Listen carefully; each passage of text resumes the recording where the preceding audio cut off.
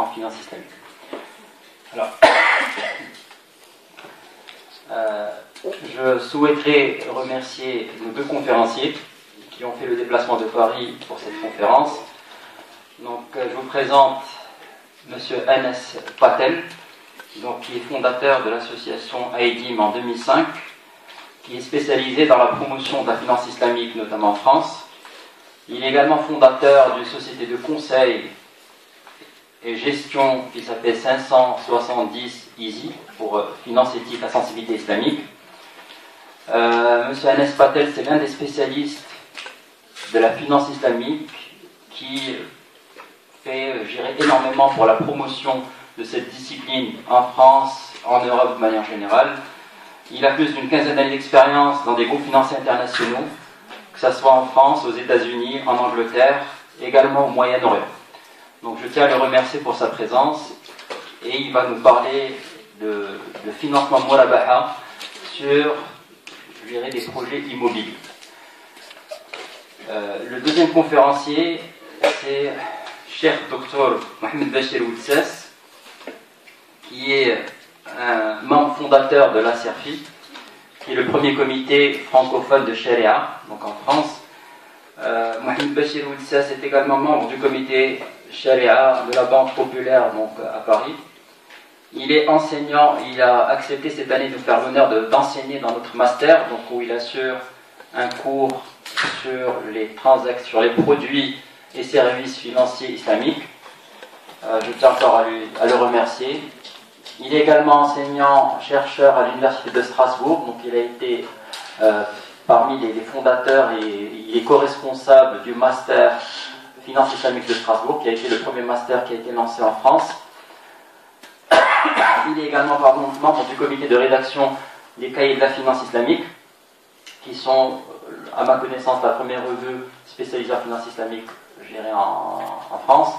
Donc je tiens également à le remercier et il nous parlera notamment de l'historique du Murabaha, des opérations de Murabaha, et avec une comparaison entre Murabaha, le produit Murabaha et le crédit conventionnel.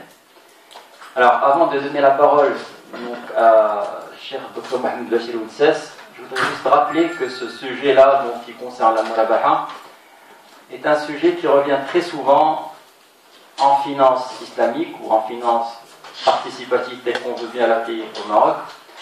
Ce produit Murabaha pose un certain nombre d'incompréhensions. Très souvent, il y a des a priori sur ce produit-là, il y a des incompréhensions. On l'assimile très souvent à un crédit conventionnel marketé de telle sorte à répondre à une conformité à la charia.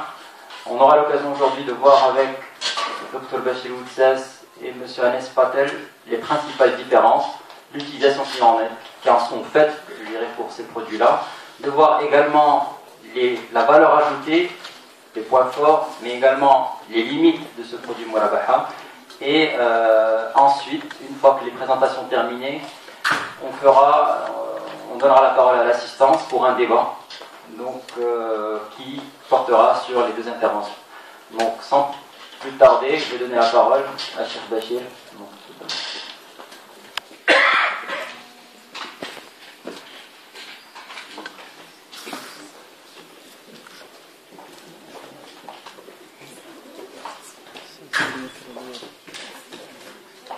Assalamu alaikum wa rahmatullahi wa barakatuh. Bismillah, wa salatu wa salamu ala rasulillah.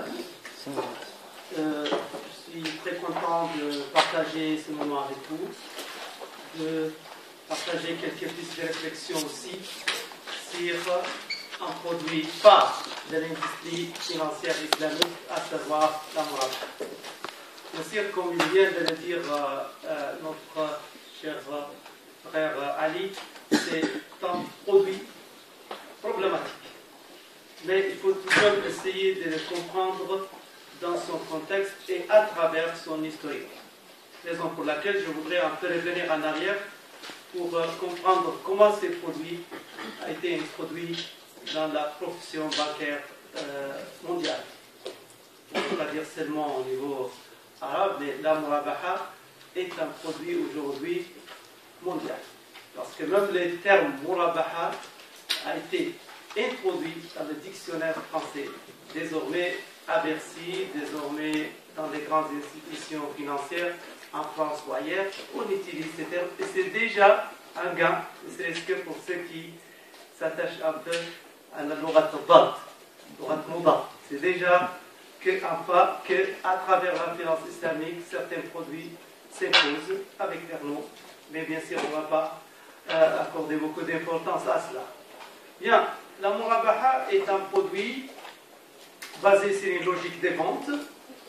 Et c'est l'un des produits de la finance islamique qui a été introduit à partir des années 76, exactement, les années 70, mais à partir de 1976 justement, un banquier jordanien qui s'appelle Sami Hassan Hamoud a eu l'intelligence en se basant bien sûr sur le livre de de Shafi'i, Kitab al-Umm de Shafi'i, en regardant que dans Kitab al-Umm Shafi'i, il y a la définition de Bay' al-Murabaha.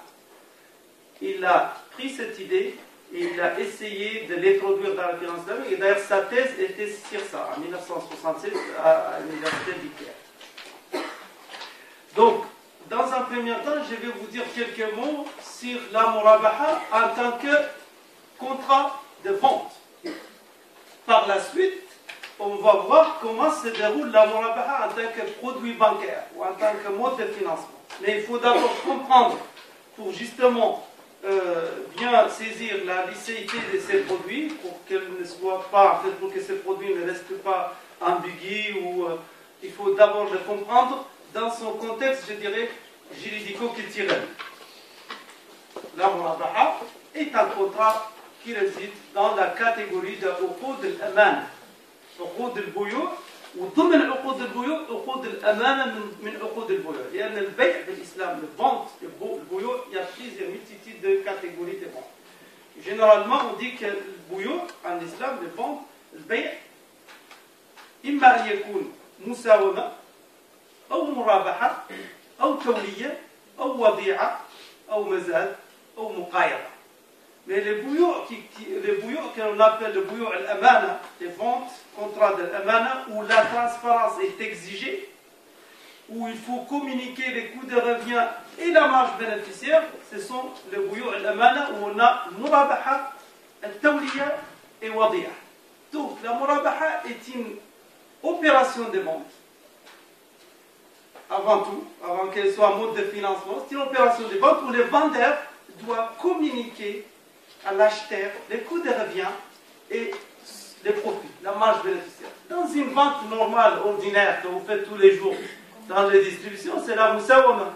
Personne ne vous dit, vous allez à Swaq Sela, vous savez, ils ne vont pas vous dire combien ils vont acheter, ils ont acheté. C'est musawama, c'est l'offre et la demande, c'est aussi, bien sûr, l'offre et la demande, c'est toujours important. C'est une loi universelle, mais dans une vente ordinaire, vente musawama, le vendeur n'est pas tenu de communiquer les coûts de revient. Dans une murabaha, il faut communiquer les coûts de revient et il faut communiquer combien on gagne. Tous les mots murabaha. لأن كلمة مرابحة مصدر من ربح أي أنني أبحث عن الربح معك وبما أني أبحث عن الربح معك يجب أن تكون واضحا معي يجب أن لا يكون هناك غرر ولا يكون هناك تدليس يجب أن تقول لي بكم اشتريت وبكم تريد أن تبيع لهذا c'est pour cela on trouve quelques définitions de murabaha d'abord avant qu'il soit mode de financement je vais vous citer quelques définitions. Par exemple, la définition de murabaha dans l'ouvrage de Ibn Qudama, بالمغني يعرف المرابحة بأنها البيع برأس المال مع ربح معلوم. البيع برأس المال مع ربح معلوم. Vendre avec le coût de revient, le capital investi, le capital qu'on a utilisé, plus un profit connu, bien déterminé, connu de deux parties. Vous voyez déjà un élément de différenciation sur lequel on va mettre l'accent, c'est l'élément de transparence. Et Dieu sait ô combien la transparence est très importante dans l'industrie financière en général. Transparence. Plus près de nous, d'un point de vue jurisprudentiel, Ibn Arafa, parce qu'on est malikite, Ibn Arafa, il définit le murabaha comme étant bay'un murattabun على مبيع تقدمه غير لازم مساواته له. بيع مرتب على مبيع تقدمه. C'est-à-dire qu'il y a une vente initiale, un achat initial, et puis on va revendre le bien en ajoutant une marge bénéficiaire et bien en communiquant encore une fois les coûts de revient de façon claire, transparente. Donc, en 1976, pour revenir un peu à l'histoire, ce banquier qui vient de l'industrie bancaire classique, il a bien compris que, vous voyez, les produits financiers participatifs ont du mal à être compris par les banquiers, compte tenu du profil risque, parce que ça, je dois bien le reconnaître. Là où réside l'originalité de la finance islamique, c'est dans les produits participatifs. C'est dans les contrats qirad, on l'appelle aussi mudaraba, dans les contrats musharaka. Mais il faut être pragmatique. Les banquiers n'aiment pas trop le risque. C'est normal. Parce que c'est l'argent des déposants, c'est l'argent des actionnaires, etc. Ces banquiers, donc en 1976, Sami Hassan Hamoud a pu introduire la murabaha classique dans la profession bancaire en lui donnant un nom qui est la murabaha lil-amr bishira. Donc aujourd'hui, quand on fait un raccourci, on dit murabaha tout court. Mais la murabaha bancaire, telle qu'appliquée dans l'industrie bancaire financière islamique, s'appelle al murabahatu lil-amiri bishira. Ce qui veut dire que aussi, ce qui est très important pour les juristes, parce que comme c'est une murabaha, après un ordre d'achat, on sort du régime juridique de simples commerçants de biens vers une opération qui devient justement une opération de financement. Ce qui veut dire que les banquiers ne vont pas être comme un commerçant de biens qui va acheter des produits et puis va l'exposer. Le banquier va attendre de recevoir un ordre. Donc la murabaha bancaire est une opération d'achat et de vente sans intention de spéculation. Un commerçant de biens peut spéculer. Banquier, ici, on n'est pas dans une logique de spéculation. Une logique d'achat, de revente avec une marge bénéficiaire, bien sûr. Et cette marge bénéficiaire, sa fixation, et ça c'est un point important, la manière de fixer le profit ou la marge bénéficiaire, certes, d'un point de vue jurisprudentiel, on préfère que l'équation adoptée par les banquiers pour déterminer la marge bénéficiaire soit originale. Mais les banquiers préfèrent plutôt prendre des références, des benchmarks connus, comme par exemple les LIBOR ou les autres taux. Mais d'un point de vue juridico-islamique ou jurisprudentiel, ça ne pose pas un problème. Ça reste une référence seulement. On s'inspire de ce qui se pratique pour déterminer la marge bénéficiaire. Donc, premier élément de différenciation entre la murabaha et le crédit bancaire classique réside dans la structuration juridique. La structuration juridique est différente. Dans une murabaha, on est dans une structuration juridique basée sur une logique d'achat et de revente, sans intention de spéculation. Dans une logique de crédit bancaire classique, on est plutôt dans une logique de génération de l'argent à partir de l'argent. On est dans une logique d'avancer de l'argent sous forme de prêt, de fixer des intérêts qui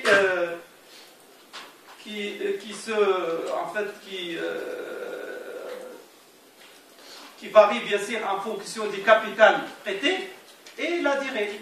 Donc c'est la génération de l'argent à partir de l'argent et en fonction aussi de l'écoulement du temps. Donc là, déjà au niveau de la perception, dans un crédit bancaire classique, on a comme perception que l'argent peut générer de l'argent. Alors qu'en droit musulman, l'argent n'est pas un produit ordinaire. L'argent ne doit pas générer de l'argent sans la conjugaison avec un autre facteur de production, comme le travail, ou comme le transfert de propriété, ou comme d'autres éléments de l'économie réelle. Générer de l'argent uniquement à partir de l'argent, ça ne colle pas avec la perception islamique des choses. D'ailleurs, c'est pour cela que beaucoup de grands savants, comme l'imam al-Ghazali, comme l'imam Ibn Qayyim et comme Ibn Rushd, ont mis l'accent sur ça pour montrer que l'argent doit être mis utilisé pas comme un actif productif en soi, mais comme un actif qui ne peut générer de l'argent que lorsqu'on le conjugue, on l'associe avec d'autres facteurs de production. C'est un élément important. Deuxième élément de différenciation entre Murabaha et crédit classique, c'est l'objet du contrat. La Murabaha ne peut se faire que si un objet du contrat doit être licite et réel et non monétaire. Alors qu'un crédit classique, on peut le faire n'importe quel. Les banquiers n'ont pas à regarder la nature de l'objet, pas à regarder est-ce que c'est réel ou monétaire. On peut bien sûr faire des crédits classiques pour l'achat de devises ou autre. Alors qu'une Murabaha ne peut pas se faire sur des devises, ne peut pas se faire sur un actif monétaire. Ce qui montre l'ancrage de la Murabaha dans l'économie réelle. L'élément important. Ce qui montre donc l'ancrage de la Murabaha dans l'économie réelle. Troisième élément de différenciation, je vais être bref parce que pour moi ce qui est important, c'est l'interactivité avec vous, ultérieurement. Parce que ces idées, en grande partie, il y a des étudiants, on a déjà abordé cette thématique lors du cours. Donc, troisième élément important de différenciation entre la Murabaha et le crédit classique. Là, je parle bien sûr sur les plans philosophiques ou les plans, si vous voulez, académiques de différenciation entre, bien sûr, il faut avouer que en pratique, il y a certainement une similarité forte, et surtout en termes de conséquences pour l'individu, pour le consommateur final. Oui. Mais moi, ce que je vais essayer d'expliquer ici, c'est les différenciations avec une approche holiste. Pas pour tout simplement l'individu, les consommateurs individuels, mais avec une approche holiste qui tient en compte également les effets macroéconomiques. Il me semble, comme élément important, un autre élément important de différenciation, c'est la nature d'engagement contractuel. La nature d'engagement. Au niveau de crédit classique, on est généralement dans une logique binaire, entre d'un côté en plein terre et en plein terre. Dans la Murabaha, on est dans une logique triangulaire. Une logique triangulaire. Donc il y a souvent cette troisième partie qui est impliquée. Et d'ailleurs, cet élément est à prendre avec beaucoup de considération, parce que cette logique de triangulation pousse la banque à être davantage impliquée dans son contexte socio-économique.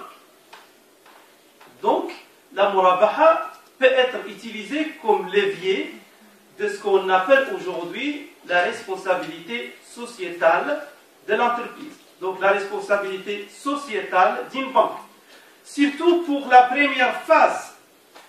Vous savez, dans la Murabaha telle que se produit en pratique, telle qu'elle se déroule, elle se déroule en deux phases. La phase de l'Muwa'ada, de l'Wa'd, et puis la phase où on bascule vers une sorte de où le financement devient réellement comme une créance.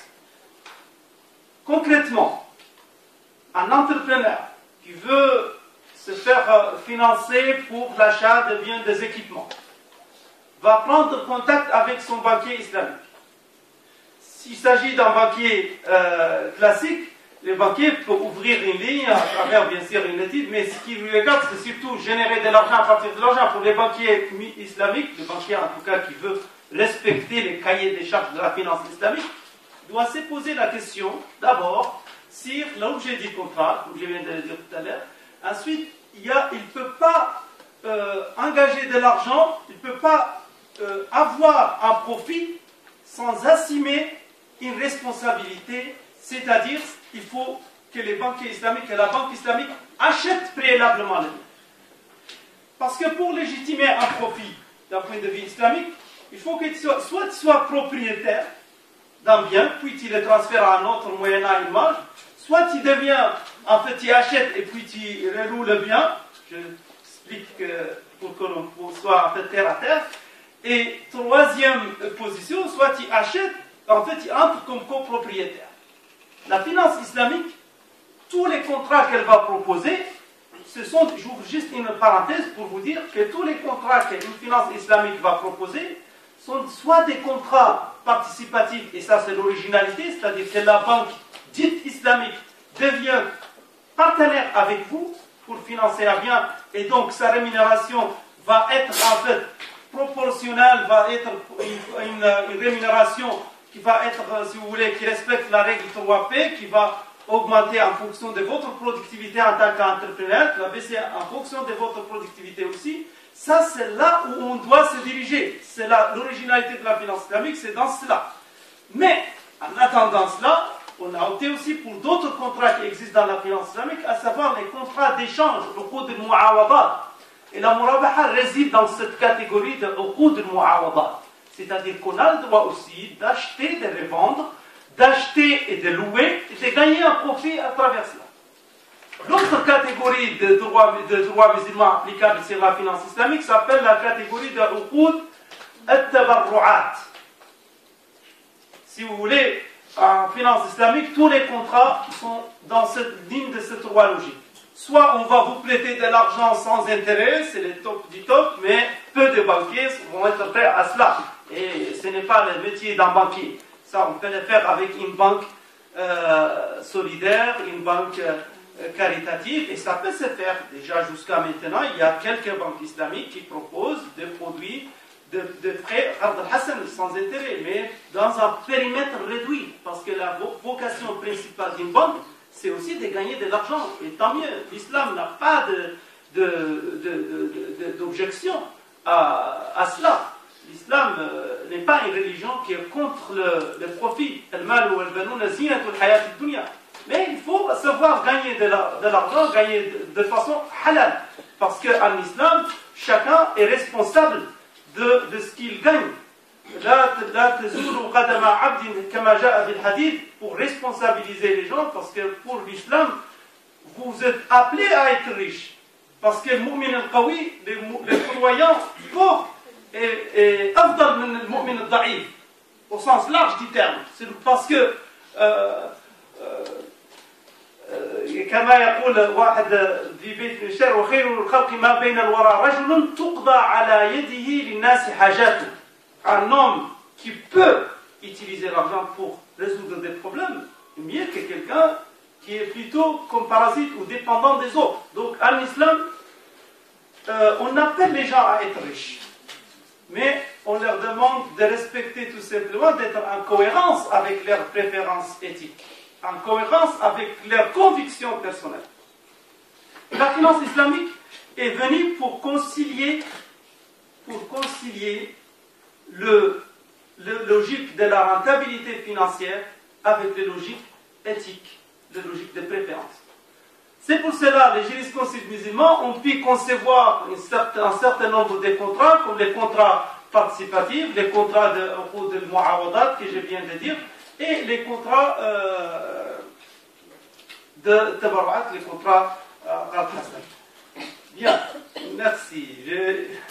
Je vais essayer d'aller plus vite parce que je reviens. لا تزول قدم عبد يوم القيامة حتى يسأل عن أربع: عن عمره فيما أبلاه، عن عمره فيما أفناه، وعن شبابه فيما أبلاه، وعن علمه ما لا عمل به، وعن ماله من أين اكتسبه وفيما أنفقه. Donc cette notion de responsabilité, de poser la question, que chacun sera questionné, c'est comment il a acquis l'argent et comment il a dépensé, ça responsabilise. Et donc c'est ça qui a poussé certains hommes visionnaires, comme Cheikh Louta, Allah et Cheikh Saleh Kamel, et bien d'autres, et même des hommes d'affaires ici aussi au Maroc, parce que le Maroc était toujours un pays des grands penseurs.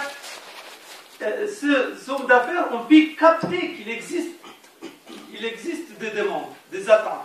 Et ils ont pu concevoir des contrats qui respectent à la fois la culture musulmane, qui respectent les préférences éthiques musulmanes, et sans, bien sûr, lâcher tout en cherchant en même temps du profit. Donc, pour résumer en substance ce que je viens de dire, la différence entre crédit classique et Murabaha, je peux dire qu'au niveau de la structuration juridique, la différence est très importante. Au niveau de la nature d'engagement, la différence est très importante. Au niveau de l'impact social, ou je préfère l'impact sociétal, notamment au niveau de la première phase, le fait que la banque est impliquée davantage avec son client, l'idée de la triangulation, ça montre qu'à travers la Murabaha aussi, je vous dis une chose, à travers la Murabaha, on peut lutter contre ce qu'on appelle la cavalerie financière.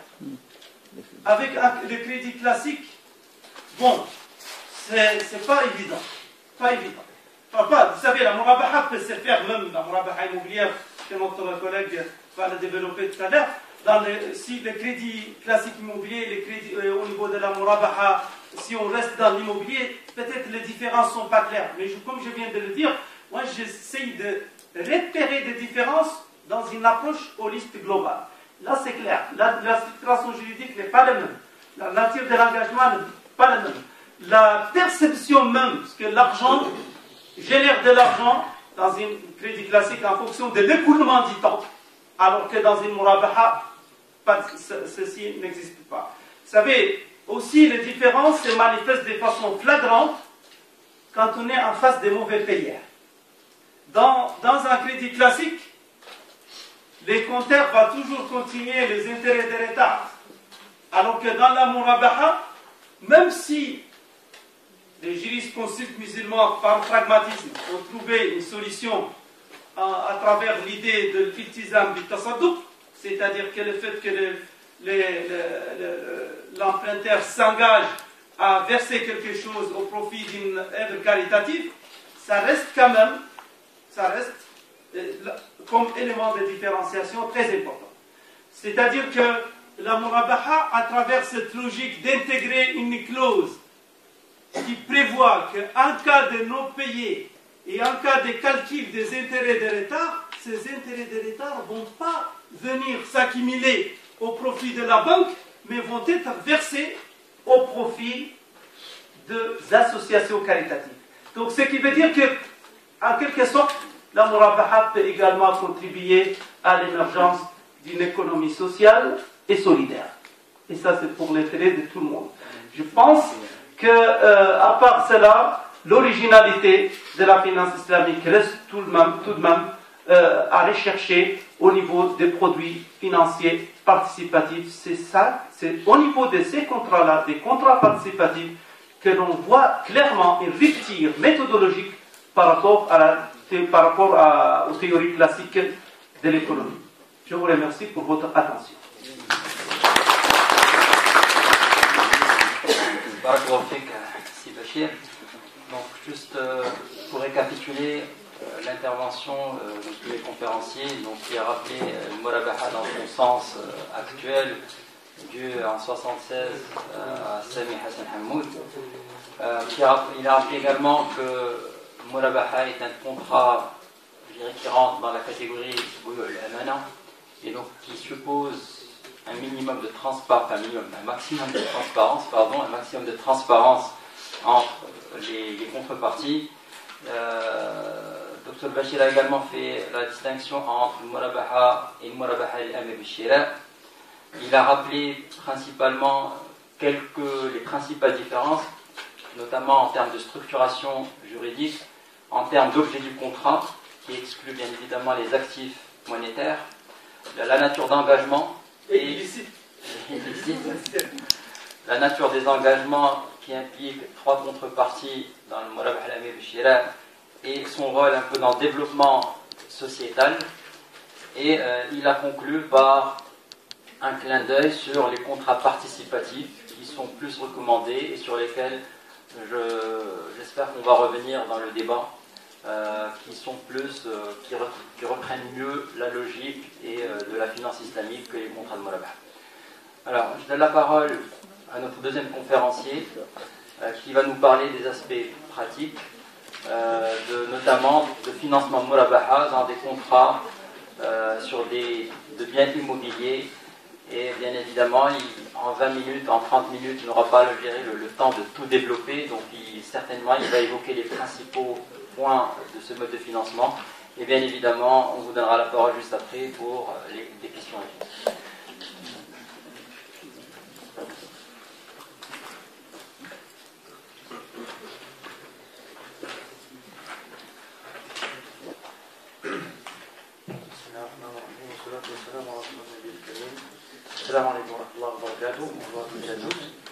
Merci de nous recevoir ici, dans ces beaux locaux de l'Université de Rabat. On dirait qu'on est dans un amphi américain, mieux que Paris, donc félicitations pour cette volonté. Et un grand merci à Dr Ali. Il porte très bien le nom de sa société, Optima. Notamment, il a tellement optimisé l'accueil qui nous a gratifié ces derniers temps, et en même temps cette logistique qui fait qu'aujourd'hui, machallah, on a un amphi de qualité avec des gens, on voit tout de suite avec une soif d'apprendre et de partager. Et en espérant que justement, enfin, c'est un peu une demande personnelle que justement c'est un partage. On n'est pas là pour enseigner ou montrer qu'on sait des choses, avant tout de partager. Et comme le titre l'indique, c'est vraiment un retour d'expérience pour essayer de partager. Donc l'objectif est effectivement de parler, vraiment se focaliser sur la Murabaha, qui est un outil, un contrat largement utilisé, comme l'a rappelé Cheikh Mohamed Bachir. Donc on va essayer de le regarder vraiment dans son contexte, alors purement français pour l'instant, parce qu'en France on a aujourd'hui la chance, en tout cas un cadre réglementaire qui permet d'utiliser ce genre de produits. Il y en a eu plusieurs, on peut même presque dénombrer une centaine, donc quand même un bon retour d'expérience. Et puis depuis plusieurs années, donc on a des contrats qui sont débouclés, qui sont passés de A à Z. On rentrera un peu plus dans le détail par la suite, notamment sur les questions-réponses. Juste présenter rapidement quelques travaux sur la finance islamique qu'on a pu développer ces derniers temps. Un livre blanc avec un cabinet d'avocats de Norton Rose, un rapport sur le marché de la finance islamique, notamment avec l'association EDIM et le cabinet IFAS, un livre Euromoney, édité par Euromoney, où on a eu l'occasion justement de parler des soukouks en termes de refinancement sur l'immobilier, sur comment générer des actifs immobiliers, surtout pour le résidentiel, pour le financement de l'accession à la propriété, avec donc des formes de titrisation sous soukouk. On a eu l'occasion récemment aussi de faire un papier qui était retenu par Harvard, qui était présenté l'année dernière sur les soukouks hybrides pour le financement des PME. Et en ce moment, on travaille sur une thèse sur le financement participatif à Paris 1. Je suis sûr que dans la salle, il y aura des gens avec qui on pourra échanger et notamment développer ce genre de relation dans la durée. Alors, une introduction, juste pour rappeler, Cheikh a fait une allusion rapide tout à l'heure, les 3 P. On parle souvent des 3 P. Alors, comme si la finance islamique finalement était un peu réduite aux 3 P. Le partage des pertes et des profits. Alors, il a beaucoup souligné donc, ce qu'il appelle cette analyse un peu holistique de la finance islamique, c'est-à-dire sa contribution, son impact sociétal, etc. Et c'est très important d'avoir ça en ligne de mire.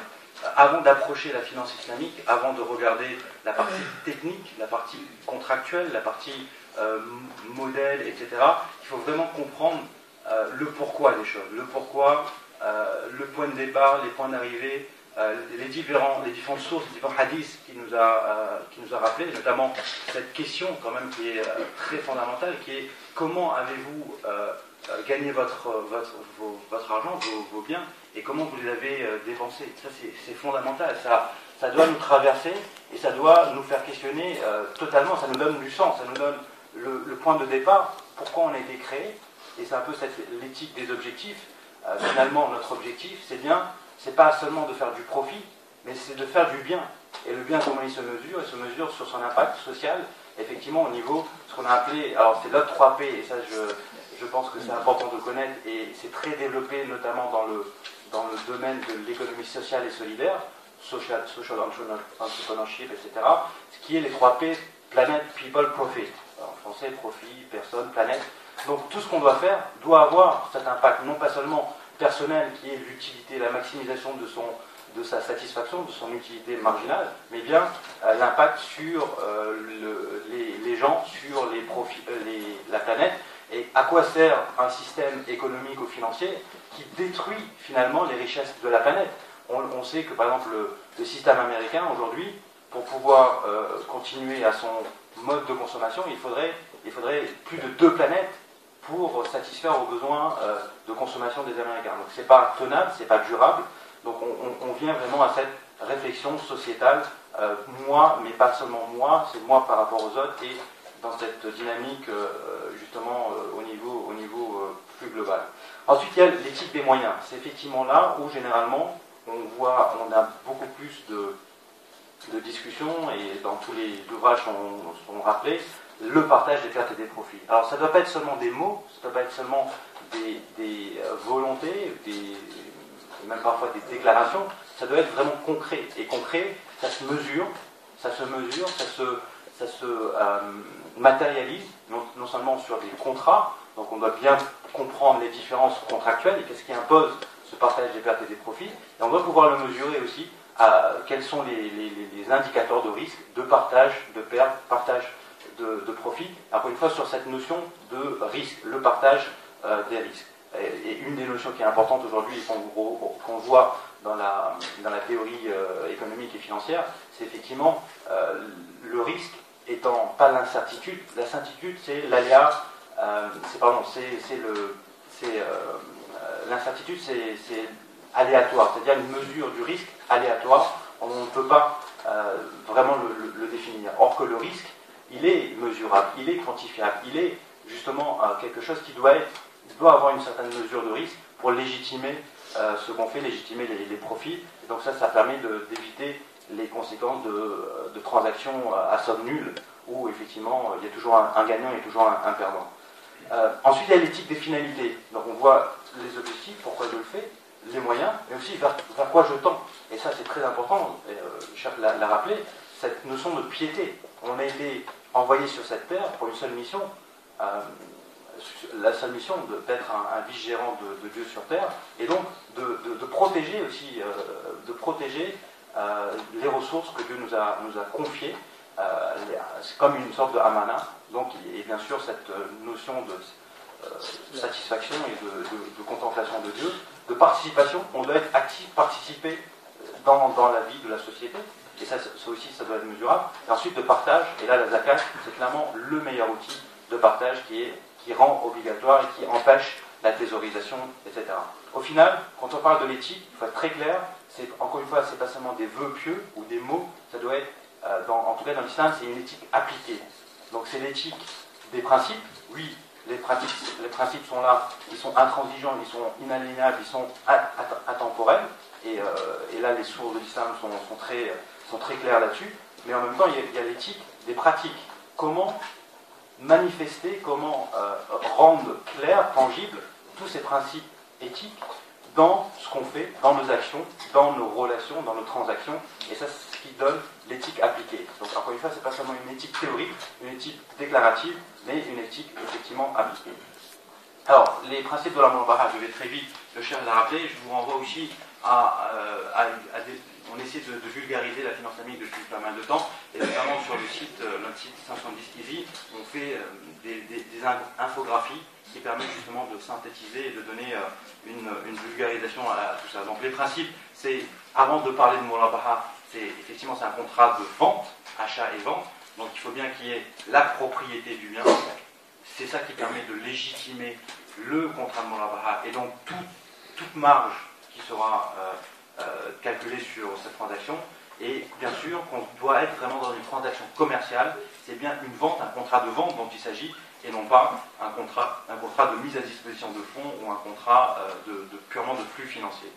Les conséquences sur le contrat, c'est qu'effectivement, il y a une transparence totale, donc le prix, les composantes du prix d'achat, prix de revente, avec effectivement le calcul de la marge, doivent être connus, et aussi tous les paramètres de temps. On doit savoir exactement ce contrat de revente, sur quelle durée il est proposé, et donc de savoir exactement l'échelonnement du prix, ce que ça donne en termes d'échéancier.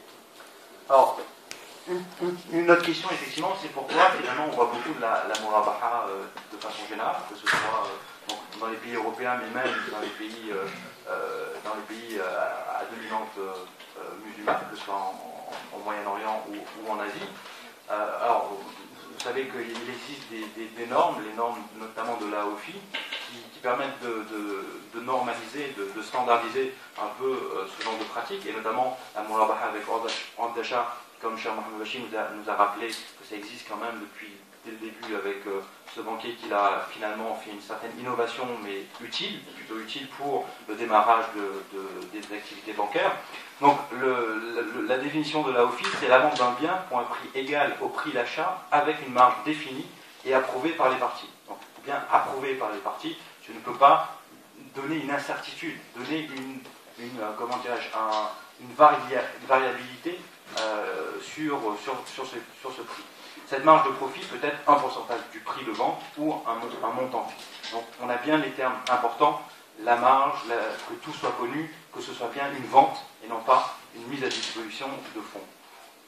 En France, on a aujourd'hui un certain nombre de contrats islamiques qui ont été alors, pas forcément légiférés, mais sur lesquels il y a eu des textes qui permettent de les consacrer dans le corpus réglementaire français, notamment par le biais d'instructions fiscales, mais en fait, ces instructions n'ont de nom que la fiscalité, parce qu'en réalité, on voit bien qu'il y a un certain nombre de clarifications sur le côté non seulement réglementaire, mais aussi juridique. La murabaha, donc il y a l'instruction 4 FE 1.10, je vous passe les détails, mais qui existe et qui montre bien comment ça s'intègre dans le droit français avec les exonérations ou les clarifications sur la fiscalité applicable à ce genre de contrat, et qui est bien un contrat finalement qui s'assimile à un contrat de crédit vendeur, parce qu'il y a bien un propriétaire, le propriétaire étant la banque, c'est lui qui revend, c'est elle qui revend le bien à son client. Istisna, c'est aussi disponible, et c'est essentiellement dans l'immobilier qui peut être appliqué sur les ventes de biens neufs ou en construction.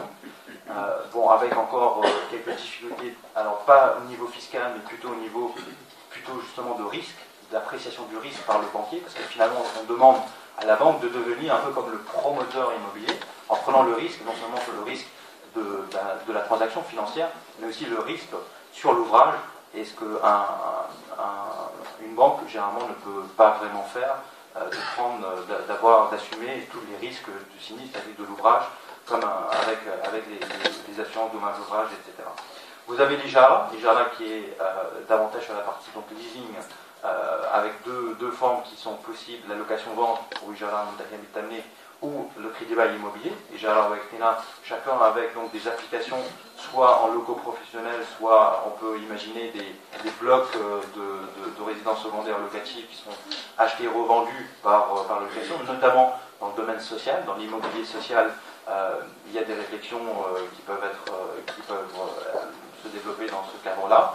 Et enfin, vous avez le financement participatif, tout ce qui est Musharaka, Mudaraba, et c'est finalement certainement l'étape sur laquelle il faut qu'on pousse, sur laquelle il faut qu'on arrive, sachant que c'est un peu plus compliqué, où là on est un peu plus loin du métier pur de la banque, on ne demande pas seulement à la banque de prendre un risque sur un bien et un risque sur une contrepartie, mais là d'être un copropriétaire et de porter le bien entièrement sur son bilan, ce que généralement les banques ne savent pas faire, et même parfois dans leur objet social n'est pas forcément compatible. Donc ça, il y a des réflexions en parallèle qui sont faites, mais qui ne sont pas justement que sur la partie fiscale, mais aussi sur la partie juridique et réglementaire.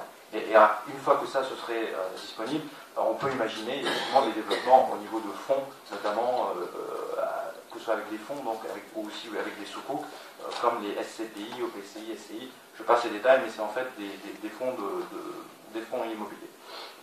Les conditions de mise en place, donc on va les voir en détail, mais clairement il y a l'étape avant le financement, avant que le contrat soit signé et donc que le transfert de propriété se passe. Et comme on l'a dit, l'impact sur le temps, c'est que la murabaha finalement, elle fige le temps et elle fige le prix.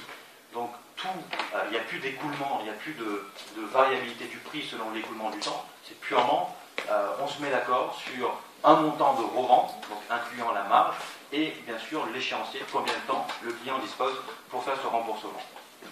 Ce qui veut dire qu'effectivement, il n'y a pas possibilité de facturer des intérêts de retard, ce qui équivaudrait à un surplus dans le prix. Encore une fois, le prix est fixe. Donc pas de possibilité de facturer des intérêts de retard, et à contrario, pas de possibilité de faire des remboursements par anticipation, en tout cas de payer le prix dans sa globalité et non pas une fraction de ce prix.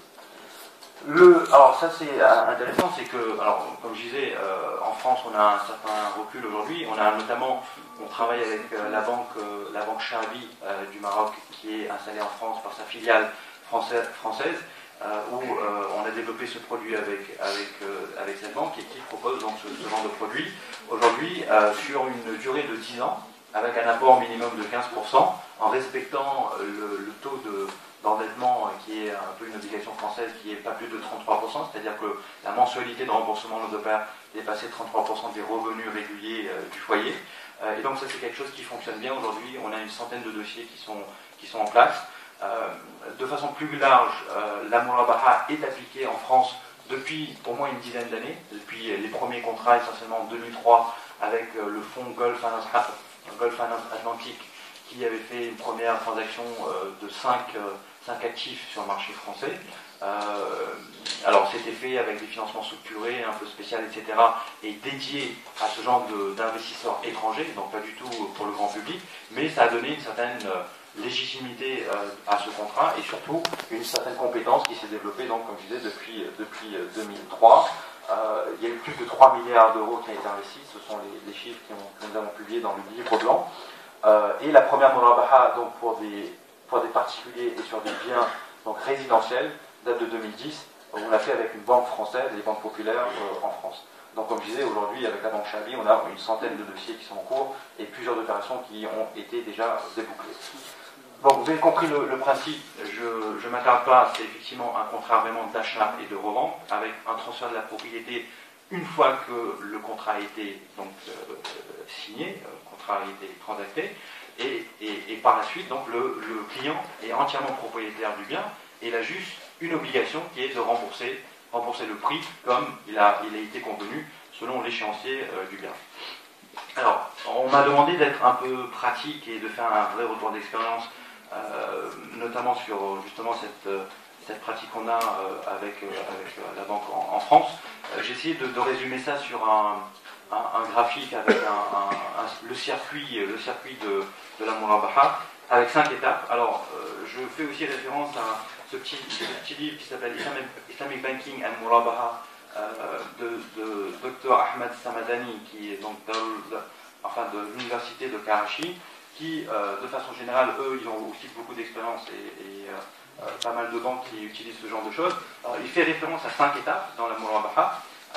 Je vous les cite rapidement. C'est request of the client, donc en gros la demande du client, the fixation of the price of the limit, donc l'allocation des fonds par rapport au contrat, the procurement of the required good, donc là c'est clairement que la banque va se procurer, donc va se titrer sur le bien avant de pouvoir justement la revendre.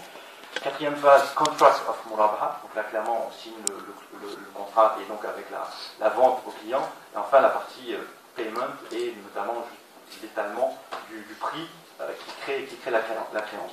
Dans notre cas, on a vu quand même, alors il y a eu effectivement pas mal de choses qui sont documentées sur la murabaha, encore une fois comme la OFI, etc. Mais dans le cadre français, la grosse difficulté c'était vraiment quelque part de localiser, de l'intégrer dans un process purement français avec les pratiques bancaires en France, ou en plus dans l'immobilier, où on est contraint par un certain nombre de dispositifs, et notamment par le passage avec un notaire qui est obligatoire en France, notamment pour pouvoir donner le titre de propriété. Et ça se fait en 2 étapes. Ça se fait une première étape dans une promesse. Ensuite, il y a ce qu'on appelle une DIA, une déclaration d'alinéa Pardon ? La DIA, déclaration en tout cas, on doit purger un certain nombre de droits qui donnent à la collectivité justement le droit de préférence d'acheter le bien. Donc c'est une phase obligatoire, et ce qui permet aussi de lever les différentes conditions de la vente, conditions suspensives. Donc on a dû intégrer toutes ces contraintes législatives, réglementaires, fiscales, etc., en plus des pratiques, des process internes à la banque, et aussi laisser quelque chose qui soit facile à comprendre, pratique, notamment pour les différents acteurs.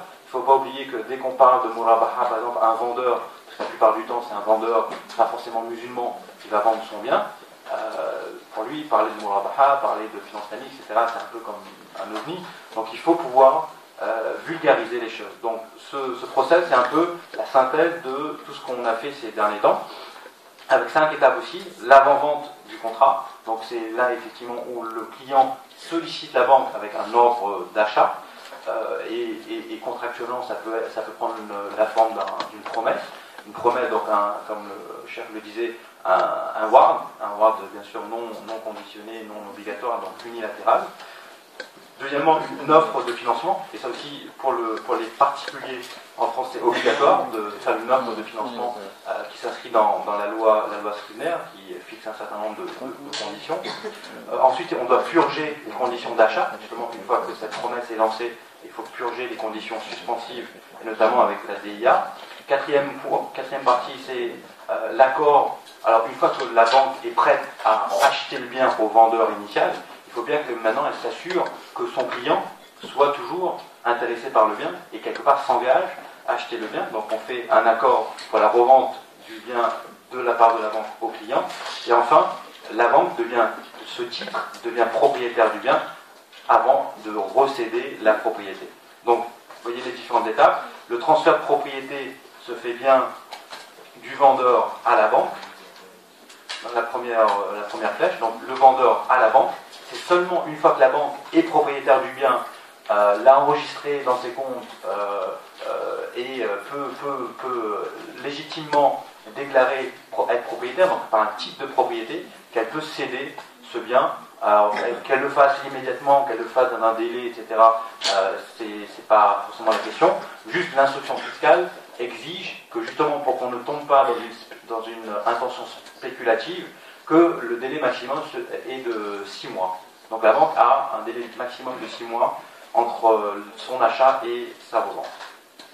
Donc voilà les différents process. Ce qu'on va essayer de faire, c'est, encore une fois de façon assez pédagogique et simple, prendre chacune des étapes et décrire les flux de données, donc entre que ce soit la partie juridique, flux avec les notaires, etc., et la partie flux financier, flux de monnaie.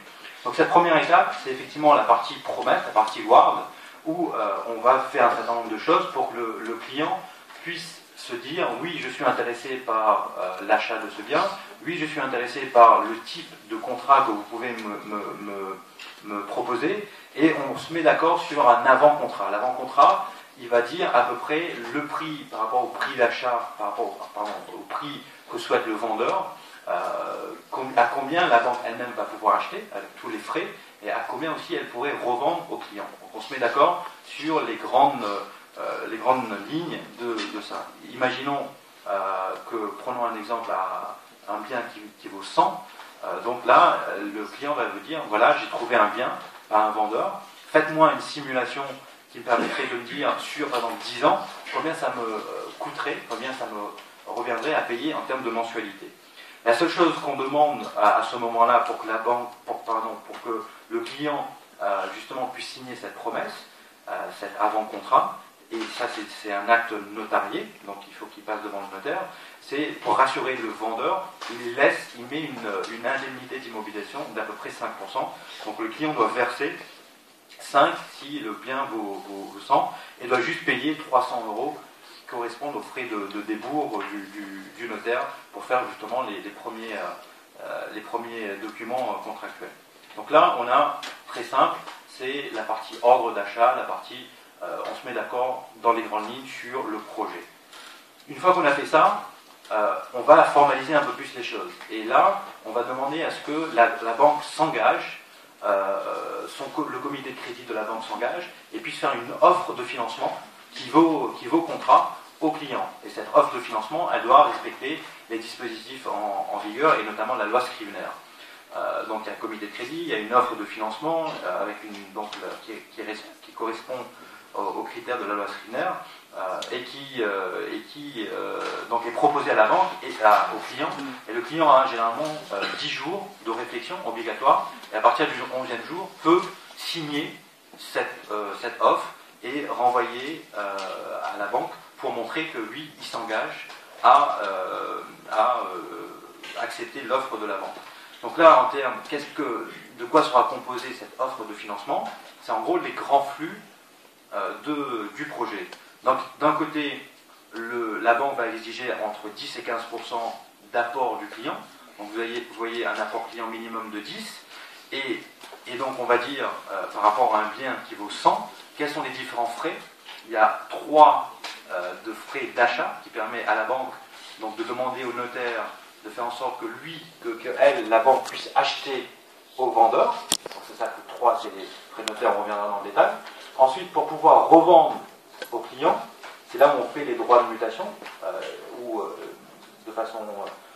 enfin, c'est les droits exigibles et non pas réduits, donc des frais de revente de 7, et la banque qui aura calculé sa marge, là, en l'occurrence, à titre d'exemple, de 20. Donc en tout, ça fait 130, si on fait le total, ça fait 130 au total. Donc si le client amène 10, le crédit vendeur, la murabaha, la somme de la murabaha, représentera 120. C'est un peu ce que demande le client à la banque, de me financer le bien immobilier. Alors pas de m'avancer de l'argent. Un crédit conventionnel, ce serait quoi? C'est banque, prêtez-moi de l'argent et je vous vendrai je vous paierai avec donc des mensualités qui vont intégrer des intérêts. Pourquoi des intérêts? Parce que effectivement la nature de la transaction, la nature du contrat sera purement un prêt. Donc argent contre argent. Or que là, c'est différent. C'est pas avancez-moi de l'argent, c'est acheter le bien, vous devenez propriétaire, et afin que vous puissiez me facturer une marge, il faut que vous puissiez vraiment me prouver que vous êtes propriétaire du bien, et donc ça passe par le titre de propriété. Et donc là, la banque peut effectivement, légitimement, faire une murabaha à hauteur du prix de 100. La troisième étape qui concerne la purge des conditions d'achat du bien par la banque, donc c'est la DIA, la levée des autres conditions suspensives. Généralement, vous savez, c'est tous les audits que le notaire vont faire, notamment tout ce qui est amiante, thermite, plomb, etc., qui n'est pas non plus de contraintes d'hypothèque sur le bien. Ces conditions-là, une fois qu'on les a purgées, on va dire que les conditions de la vente sont parfaites. Et donc, dans ce cas-là, clairement, entre l'offre de financement préalable, l'étape juste avant, qui avait déjà été signée et validée par le client, et la levée des conditions suspensives, la banque maintenant peut se dire « Ok, je suis prêt à acheter le bien et je vais vraiment devenir propriétaire. Donc je vais me substituer au client dans la promesse, dans l'avant-contrat qu'il avait réalisé avec le vendeur initial. » Et là, les trois, donc, de façon à ce que la banque puisse avoir le titre de propriété, il y a 3 de charges, de frais. Donc c'est la banque qui va payer ça, c'est pas le client, c'est la banque qui va payer ça. Ça montre bien que c'est elle qui devient propriétaire. Et ça correspond à 2 au trésor public, 1 au notaire. Alors, souvent on nous dit oui, mais en France, par exemple ici au Maroc, il y avait encore jusqu'à récemment un problème de double taxation, double mutation. Donc en France, il n'y a plus, on peut dire qu'il n'y a plus ce problème de double taxation. Donc on ne paie pas 2 fois les droits de mutation, droit d'enregistrement, parce que généralement ça coûte entre 7 et 8. En revanche, juste pour montrer que la banque est vraiment un titre de propriété, il doit payer ce qu'on appelle la TPF, la taxe de publicité foncière, qui permet d'enregistrer ça, justement, au registre de foncier, et ça coûte malheureusement, 1 plus 1, c'est-à-dire 0,875 plus le salaire du conservateur, etc. Mis bout à bout, ça représente 3. Donc il n'y a plus de double droit de mutation, mais il y a des droits réduits à l'achat, à condition que la banque, encore une fois, respecte les conditions de la revente, c'est-à-dire dans un délai maximum de 6 mois, qu'il n'y a pas une intention spéculative et qu'elle le fait vraiment à la demande de son client. Elle ne le fait pas pour ses propres besoins, pour compte propre, elle le fait à la demande de son client. Donc ce sont des droits, elle bénéficie des droits réduits. Et alors, autre chose, c'est que, évidemment, n'importe qui ne peut pas s'improviser banque et faire ce genre d'opération. C'est